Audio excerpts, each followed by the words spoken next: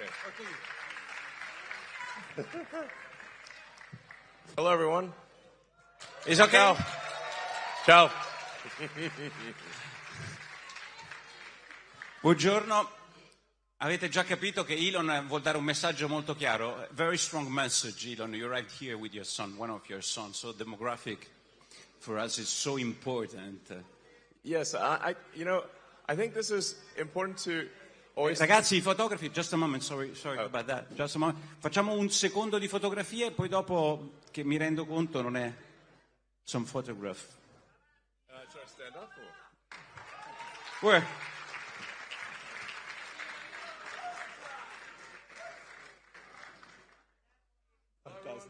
Fantastico. Great.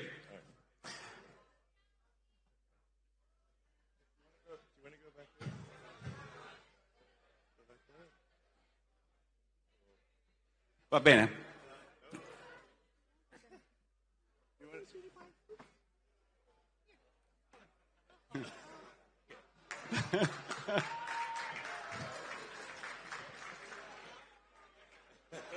We can manage. All right. I'll see you soon. All right. Great. Well, hey guys. Siamo a posto con le fotografie, così possiamo iniziare. All right. We are really excited because 12 hours. How long is the trip from Austin to here by plane? I think it's about 8 or 9 hours. Okay. So you're fresh like in the first morning. Yeah, exactly. So first question is about demography, and I spoke with you in the past about that, and I think it's very important for you, and you pointed on that a lot of your discussion and your purpose. Is it?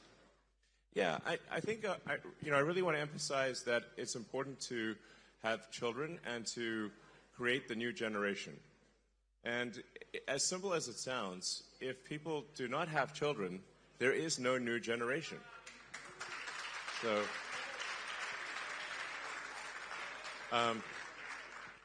I very, very much strongly recommend that, I'm very much in favor of humanity expanding and creating a bright and exciting future for the world. And, but fundamental to the furtherance of human civilization is having humans. As simple and basic as that sounds, every year I look at the birth rates and I'm like, it's kind of a bit depressing because birth rates seem to decline every year, and I think that perhaps my biggest advice to leaders, to government leaders, and to the people in general would be to make sure to have children to create the new generation. And I think any incentives that can be done to incent the new generation, to make it easier for women to have children and to support the children, I think would be very wise. This is so fundamental, and I really can't emphasize that enough. If you don't have a new generation, there is no new generation. Or with current birth rates, I think it may be the generations birth rate is maybe half of the replacement rate.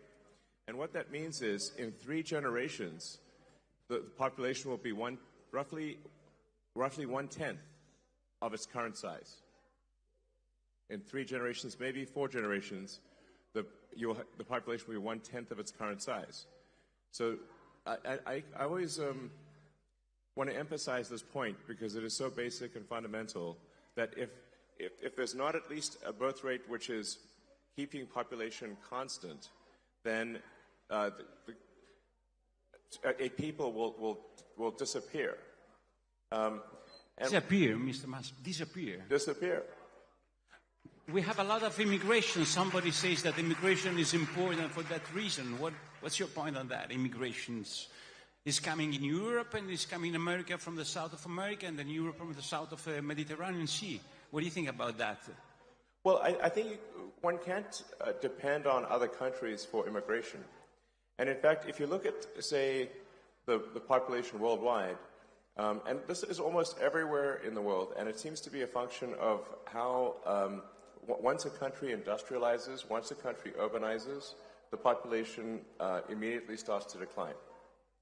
So one could say, for example, like China could not possibly solve its population with immigration, because if you know, China is currently tracking to be maybe lose 40% of its population every generation.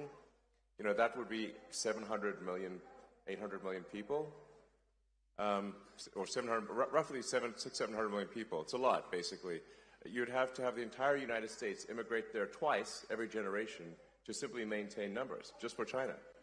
So immigration, there simply aren't enough numbers in immigration. And I think there is value to a culture, you know, and we don't want cultures. We don't want Japan to disappear. We don't want Italy as a culture to disappear. We don't want France as a culture to disappear. I think we have to have maintain the sort of reasonable cultural identity of the various countries, or they simply will not be those countries. You know, Italy is the people of Italy. The buildings are there, but really, what is Italy? Italy is the people of Italy. Yeah.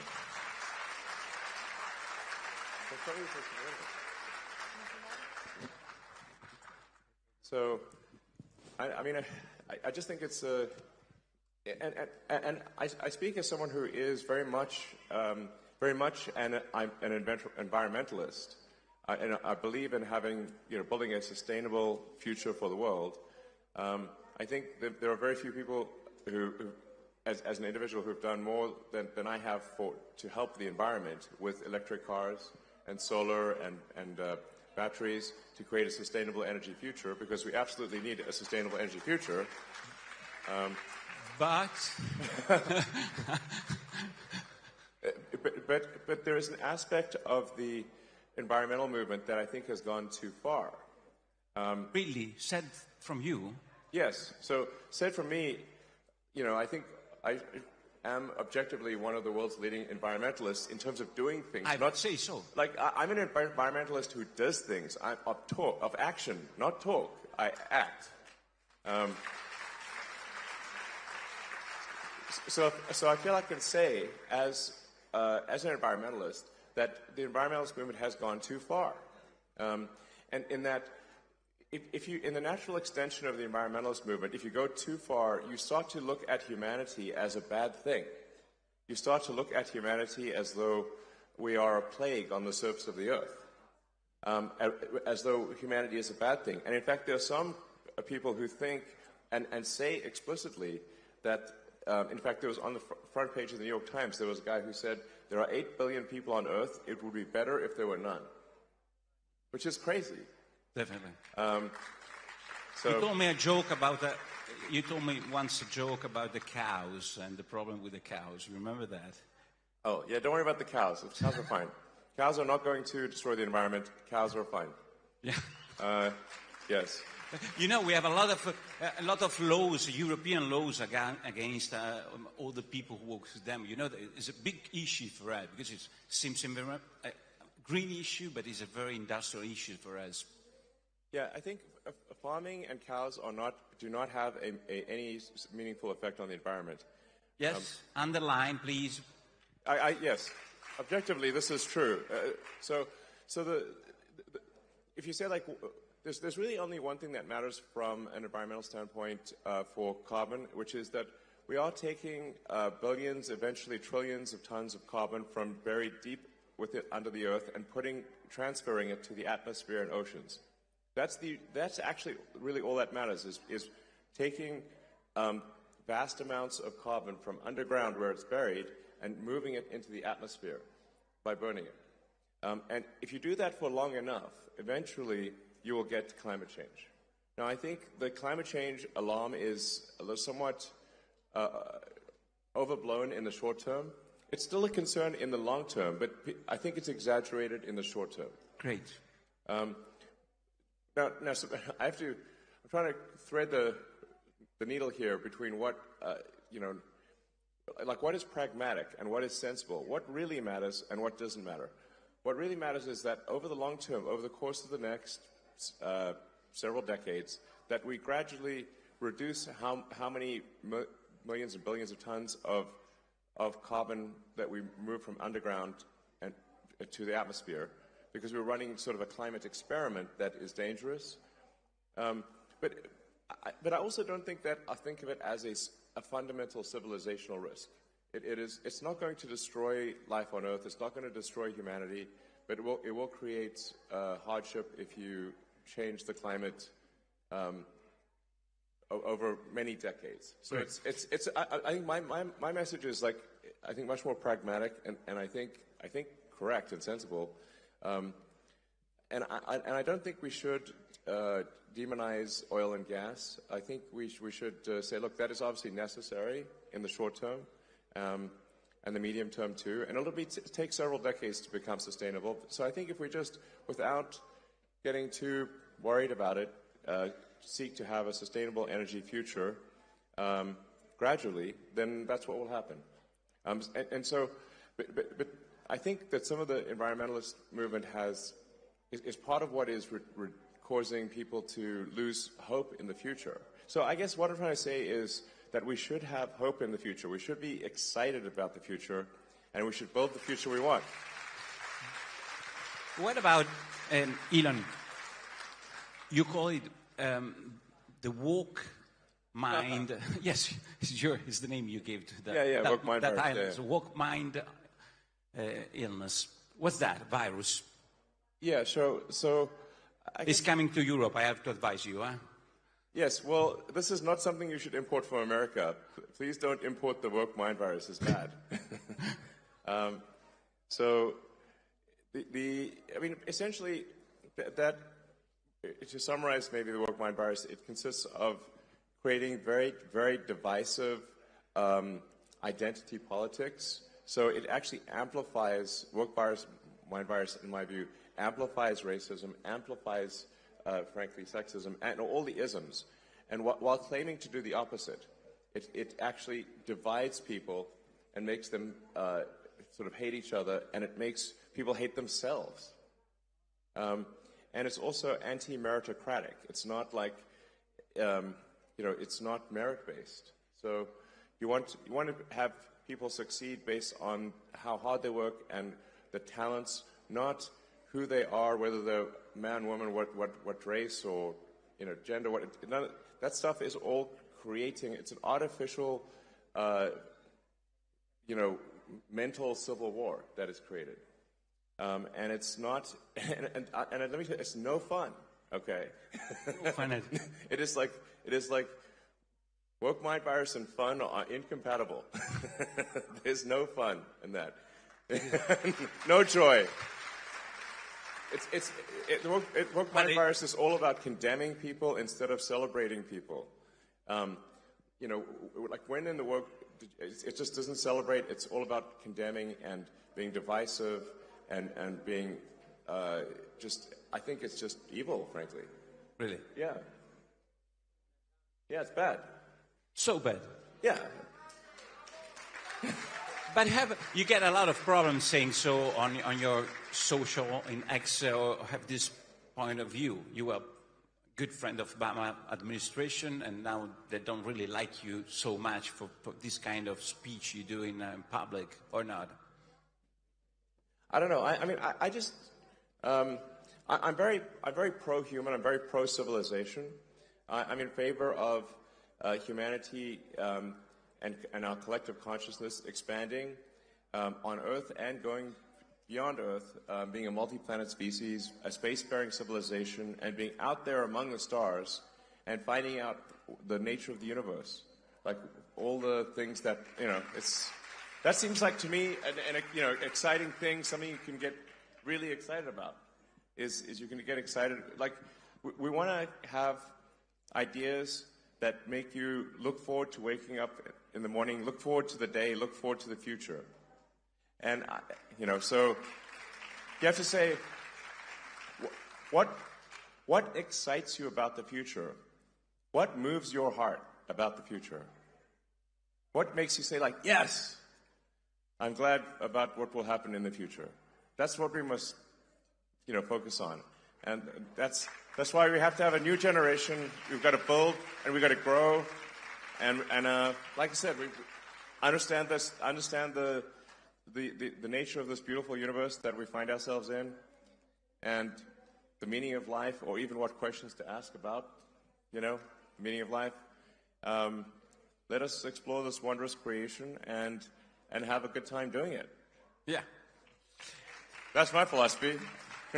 Let me go back for a little, because I want to ask you about your perception of Europe as a building, not as people. Because Europe do a lot of laws, want a lot of integration of cultures, different cultures, and has different approach to the immigration. We heard Meloni did a lot on that with Premier Rama, I see, in the first line of Albania. What do you think about this approach of Europe, approach as building, I would say, as an established building?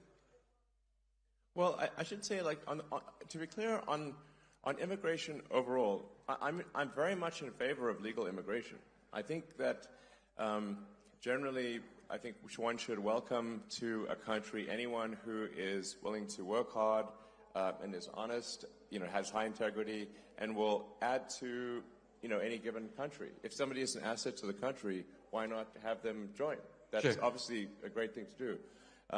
So I think it's good actually to have an increase in legal immigration, and a simple legal with paper, with just some approval process. Sure.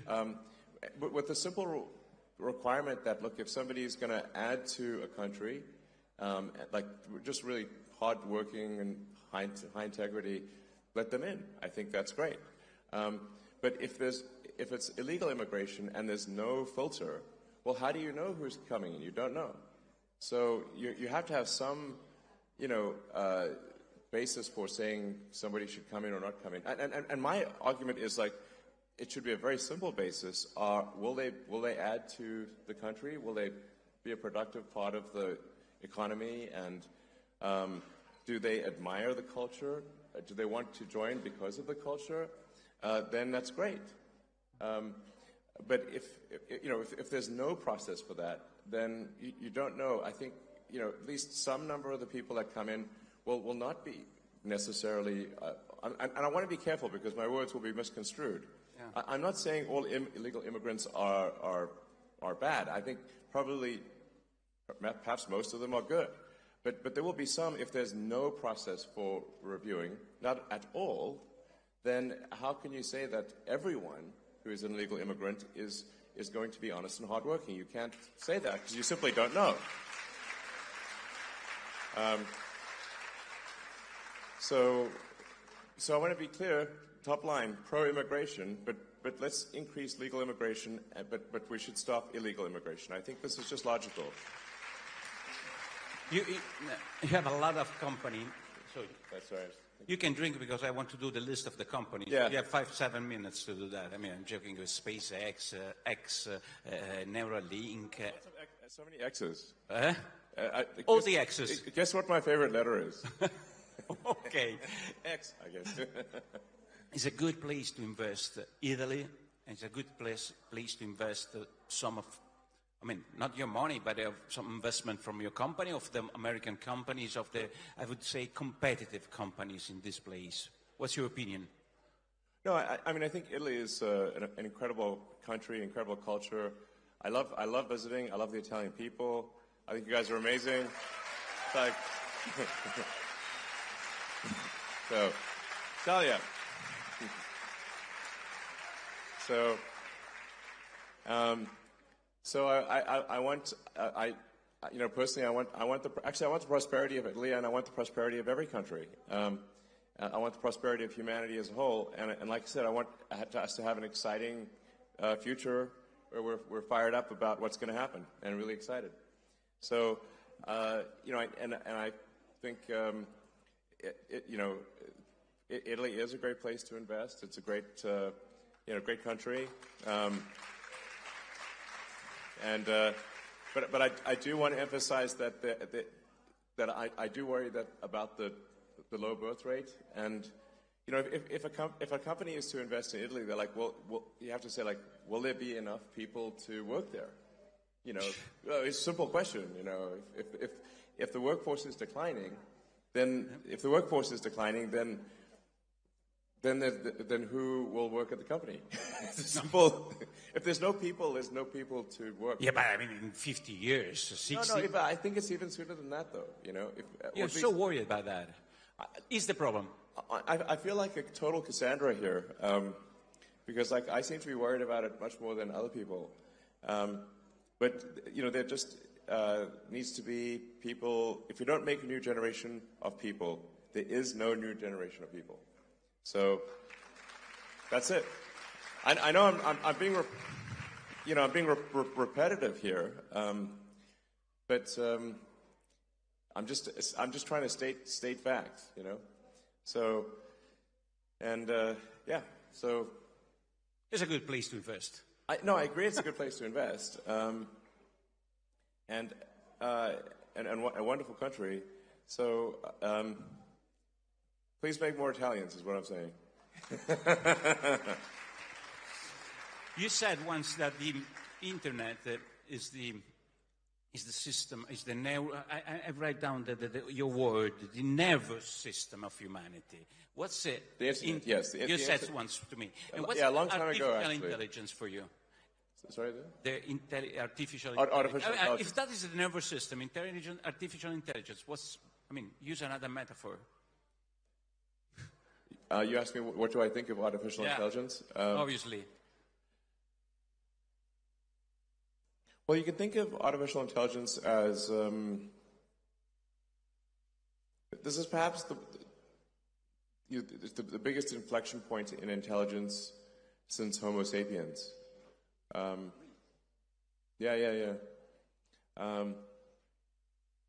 Artificial intelligence will be essentially a sort of a new species, or is a new species. So I think one of the biggest challenges, if I look at, say, civilizational risk, the risk to the future of humanity, birth rate is one of them. If we just don't have kids and dwindle away, that's one which I've talked a lot about. The other is, there's always potentially nuclear war, of course, that kind of thing. Then AI is also an existential risk. And we need to be, I think we need to be careful with the advent of AI. But it is very much, very much a double-edged sword. You can think of AI as kind of like the magic genie, that digital superintelligence will be capable of doing anything. Anything. Pretty much anything. But he doesn't have any consciousness. I'm wondering about that. I mean, there is a whole question of what is consciousness? In fact, so here's I've thought a lot about what is consciousness and where does consciousness arise. To say because I think in terms of physics, and at least if physics is true, then we go from a start of the universe where things are almost entirely hydrogen, and then if you leave the hydrogen out long enough, eventually it coalesces into stars, and then those stars explode, and then they recondense, and most of the mass in your body was once at the center of a star, which is kind of wild, billions of years ago, and so where along the lines of hydrogen to human does consciousness arise?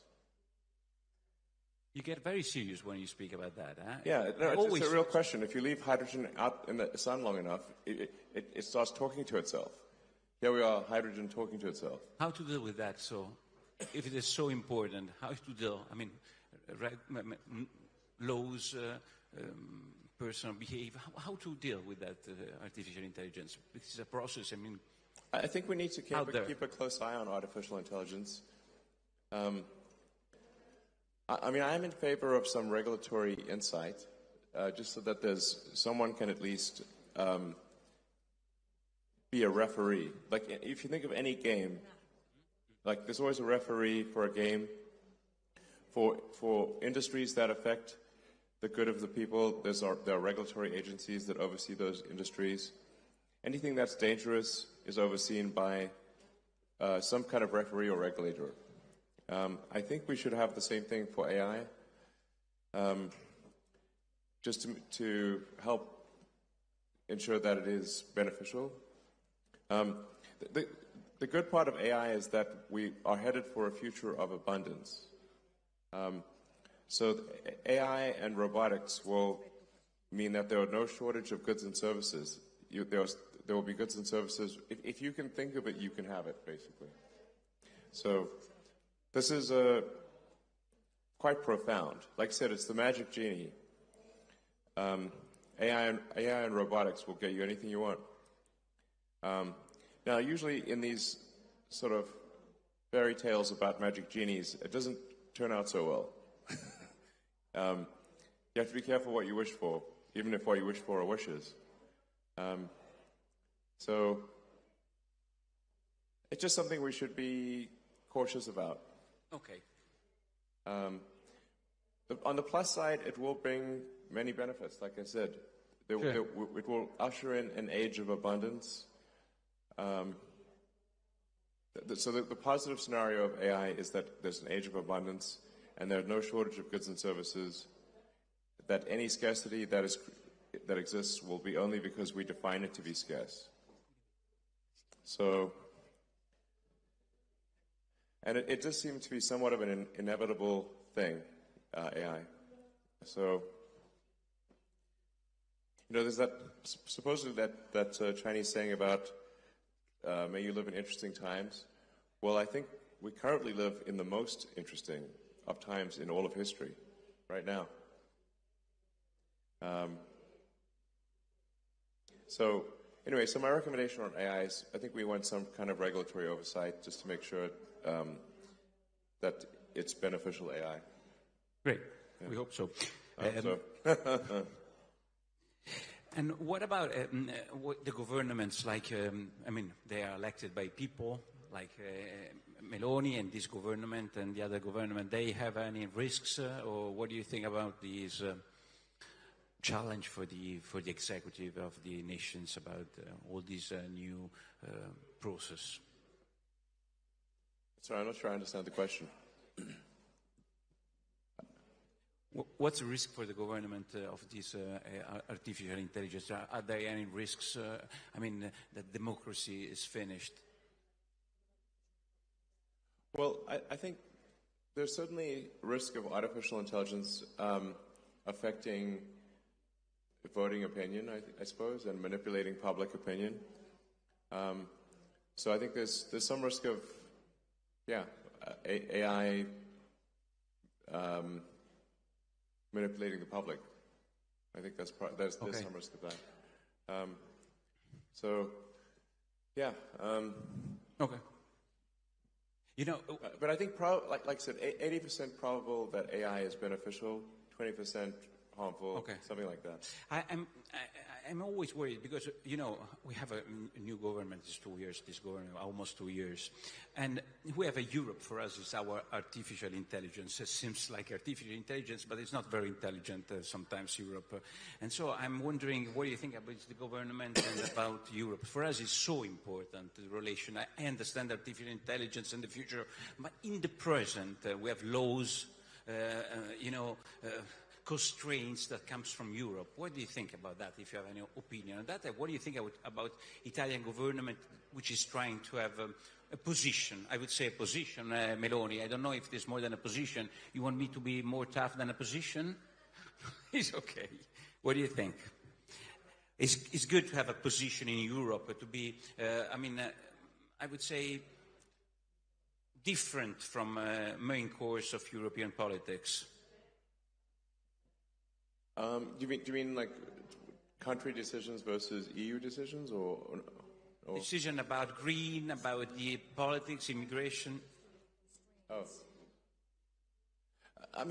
there's a separate question of I think regulations in Europe. There are too many regulations. in general, I'm not speaking about a specific case of AI. I think one could look at this as overall a fundamental function of a stable civilization. The longer that any given civilization is stable and does not have a big war, the more rules and regulations will accumulate over time. So rules, regulations, laws, they are immortal. They never die. But people die. So if every year more and more rules, regulations, and laws are added, you will eventually make everything illegal.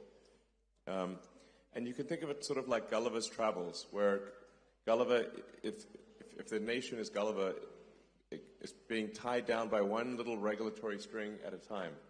And eventually you have millions of strings, and then the giant can't move. And so I think there needs to be something where we delete rules, regulations, and laws, because if all we do is add them, eventually we will be able to do nothing. Okay. Shall I do some question about your companies? Because here there are all the young people, not only the young people from important Italian party, and most of them use the social network. They use X, and I saw in the past days that the CEO of Disney said, "I don't want to invest any advertising on X," and he's investing, for example, in the Meta, in the Instagram, and he said there are problems of, I don't know which kind of problem they find on X. In comparison. I want child exploitation on Instagram. What's going on? Why an important investor like Disney says something so tough on X? What's going on there? Well, first of all, I think X will be fine. And we are actually already seeing advertisers return to X. So I guess they were, I don't know, upset with something I said or something, I don't know. But they, advertisers, I think, the brand advertisers are they're always worried about their brand. And, maybe a bit more than they should be. But I think it's a short-term issue. Like I said, the advertisers, they sometimes get upset, but then they usually calm down and they return to advertising. So, come on, you know that there is the woke virus over there. Well, oh yes, I have to say so. I don't want to answer for you. Yeah, no, you're right. If we're going to fight the woke mind virus, then the woke mind virus will fight back. And unfortunately, Disney is deeply infected with the woke mind virus. In fact, if you ask an AI what is the most woke company on earth, it's Disney. Really?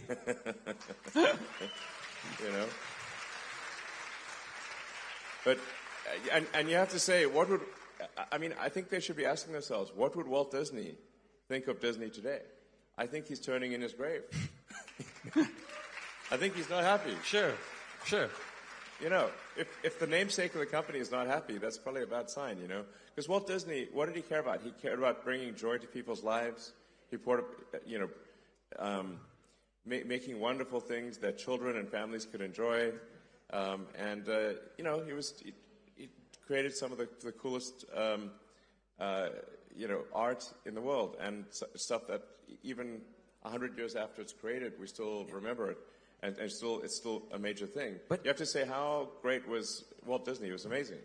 But now, Disney, at least for now, is deeply infected with the woke mind virus. I think that will change over time. Yeah, I hope so. You're right that the European Commission, they're not investing on X. You know that. Maybe they got the woke mind virus too. Yeah. You don't care. I think so, And it's like, why are they importing this crazy thing from America? It's like it's just some thing that was created basically by sort of far left crazy people in U.S. colleges, and now it's spreading all over the world.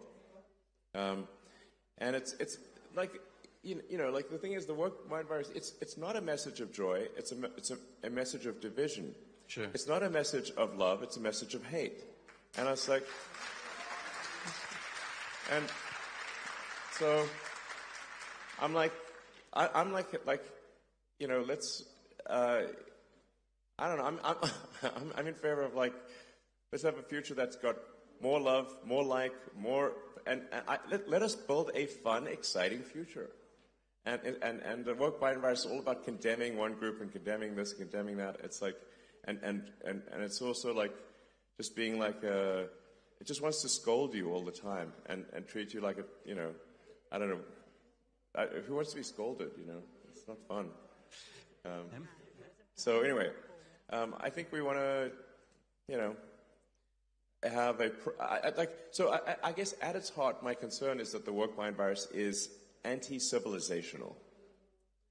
End of civilization. Anti-civilization. I think civilization, sure. But if it represents a cost for your company, you have a trade-off between the cost of your position and the cost for the company. What's your choice, and how much is important in your behavior the free speech standing? That's the question. I do think free speech is incredibly important, because if people cannot speak their minds, and then we won't have a democracy. Democracy is the foundation of democracy is freedom of speech. So. But also saying something.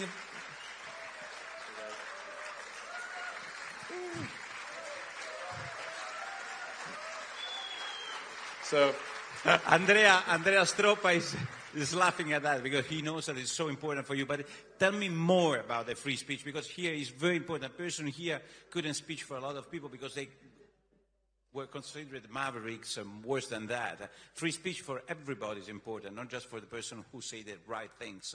It's correct. Exactly. No, exactly. Free speech means that free speech is only relevant. Free speech is only meaningful if you allow people you don't like to say things you don't like. So that's how you know it's working. You know, that's how you know it's working. Because once you start to censor people you don't like saying things you don't like, it's only a matter of time before that censorship turns on you. Eventually, you know, live by the sword, die by the sword. Live by censorship, die by censorship. Giovanni, ho ancora 5 minuti? Come funziona? No. 2 minuti. Vabbè, allora abbiamo 2 minuti. Ragazzi, qua che cosa? Tutti fategli un applauso a Elon. Dai, facciamogli altri paio di minuti,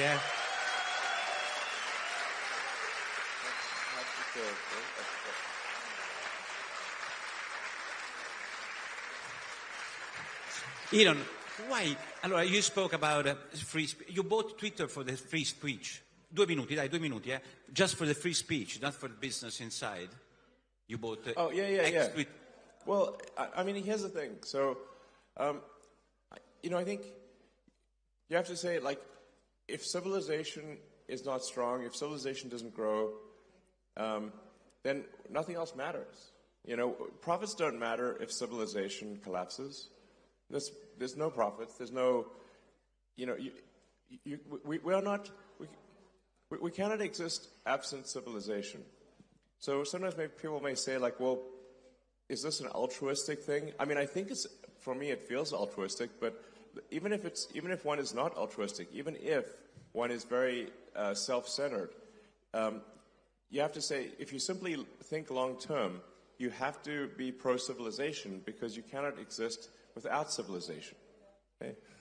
How important from 0 to 10 in the scale, from 0 to 10 money? You are the richest person in the world. How is important money for you from 0 to 10? 0 is the less important, and 10 is the good one. I don't know. I don't want to. 1 or 2 or something? No, come on. No, I mean, you have 1 to say, or 2.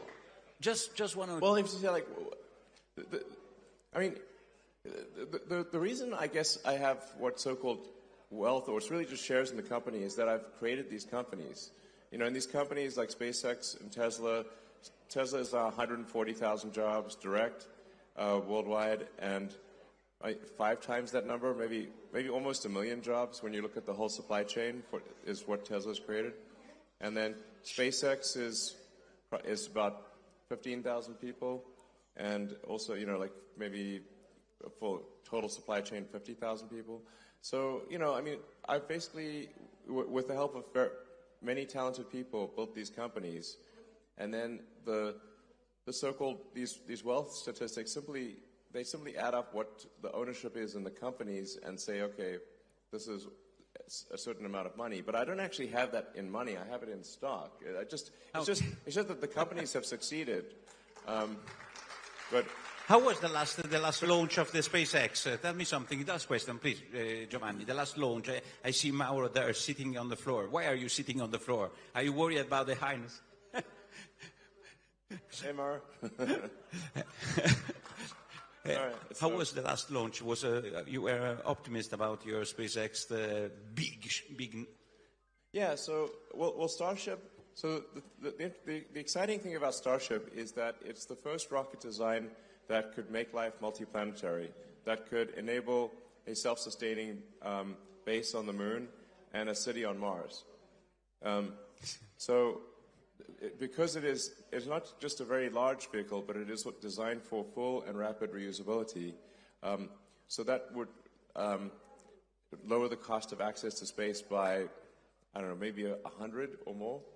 And so, basically, it's the first rocket that is capable of building a base on Mars and a base on the moon. Yes, that's it.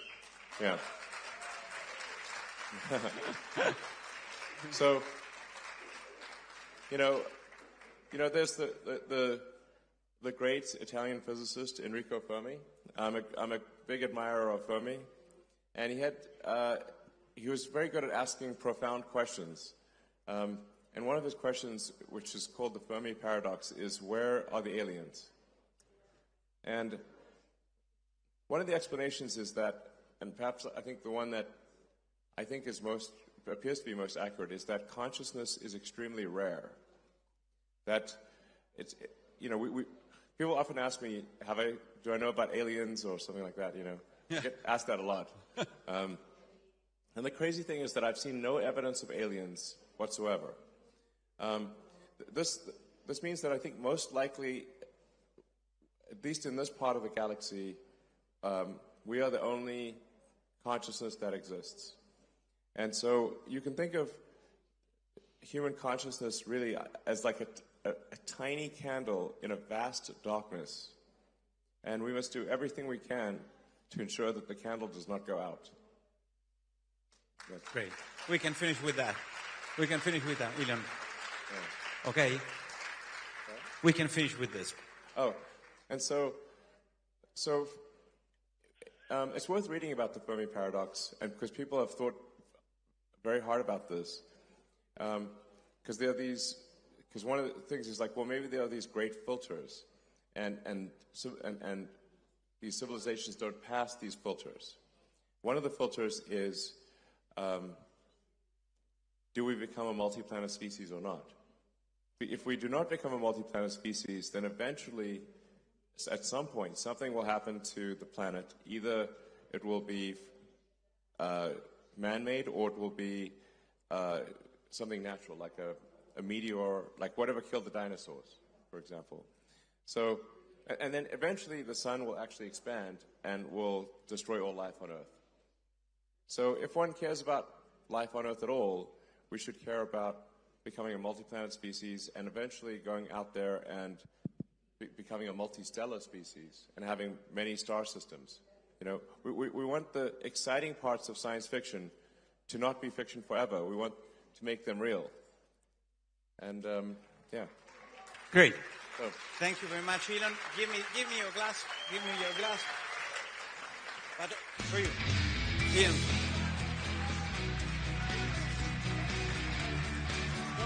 Go humans! Go humans! Yes! Team Humanity!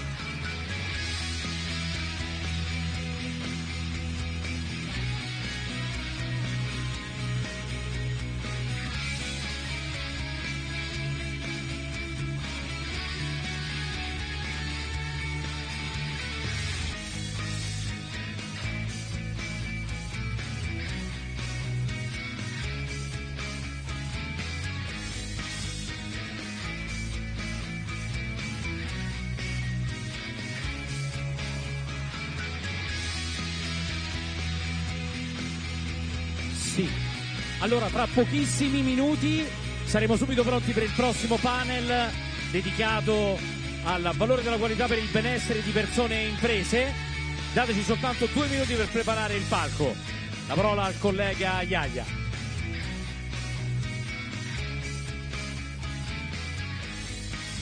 Come diceva il collega, il titolo: il valore della qualità per il benessere di persone e imprese. Intervengono il Ministro dell'Agricoltura e della Sovranità Alimentare e delle Foreste Francesco Lollobrigida, Orazio Schillaci, Ministro